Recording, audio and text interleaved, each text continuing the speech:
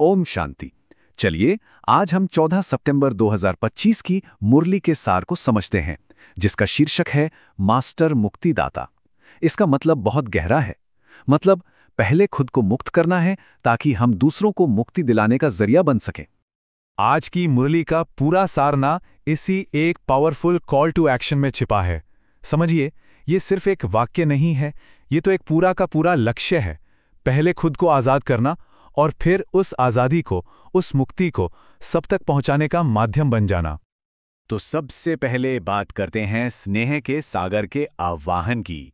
आज स्मृति दिवस पर बाप दादा हर बच्चे से आती स्नेह की लहरों को महसूस कर रहे हैं।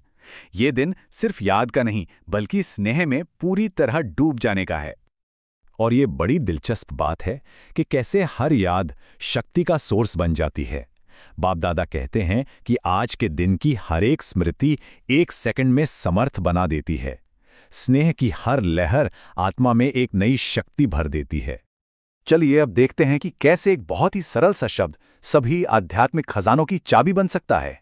ये एक बहुत गहरा और जरूरी रहस्य है जिसे समझना है। तो सवाल ये उठता है कि क्या सच में कोई ऐसा तरीका है जिससे परमात्मा की सारी प्राप्तियां, सारी की सारी शक्तियां बिना किसी मेहनत के हमारी हो जाएं, जिससे याद करना कोई काम ना लगे, कोई मेहनत ना लगे, बल्कि एकदम नेचुरल हो जाए? और इसका जवाब यकीन मानिए सिर्फ इन दो छोटे से शब्दों में छिपा है, मेरा बाबा।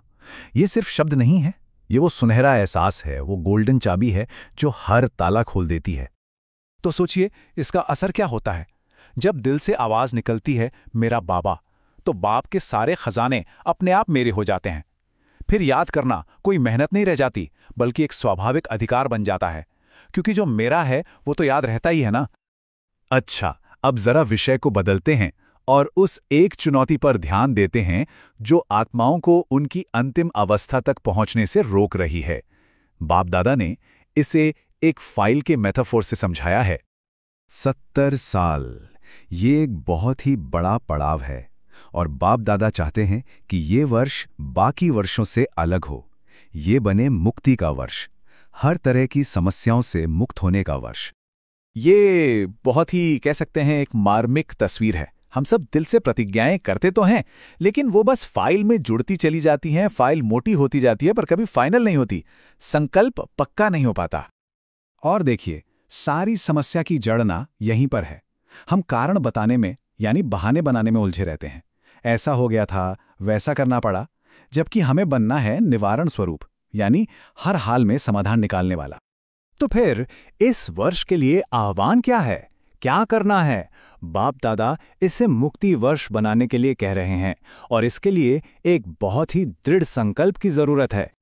निर्देश बिल्कुल साफ हैं, एकदम सीधा। अब बहानेबाजी का खेल खत्म। अब फाइल में और पन्ने नहीं जोड़ने हैं, चाहे झुकना पड़े, चाहे खुद को बदलना पड़े या सहन करना पड़े, लेकिन इस वर्ष अपनी प्रतिज्ञा को फाइनल करना ही है।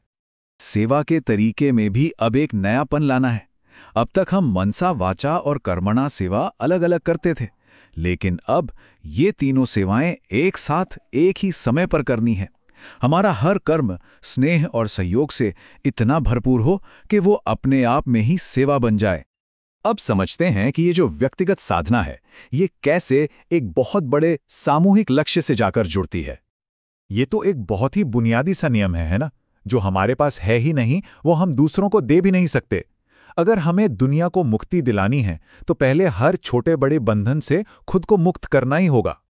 ये एक बहुत ही गंभीर सवाल है जो हमें सोचने पर मजबूर करता है, एक अर्जेंसी पैदा करता है। जो आत्माएं पहले जा चुकी हैं वो भी हमारी राह देख रही हैं। सब कुछ हमारी तैयारी पर ही तो निर्भर है।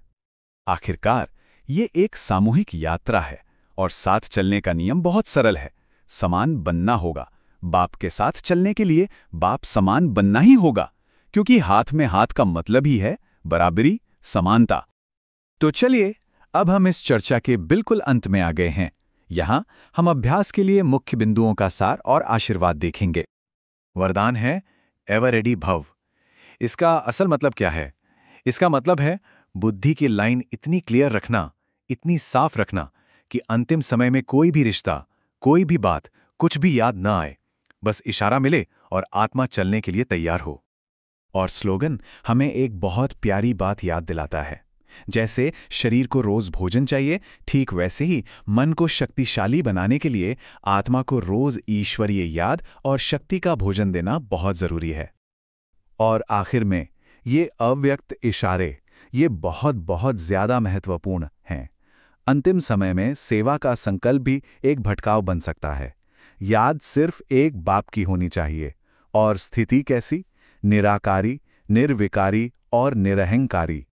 और अंत में एक सवाल अपने आप से पूछने का है। इस पूरे आह्वान को सुनने के बाद वो कौन सा एक कारण है, वो कौन सा एक बहाना है जिसे आज निवारण में यानी सॉल्यूशन में बदलने का संकल्प लिया जा सकता है? ये आत्मचिंतन का विषय है।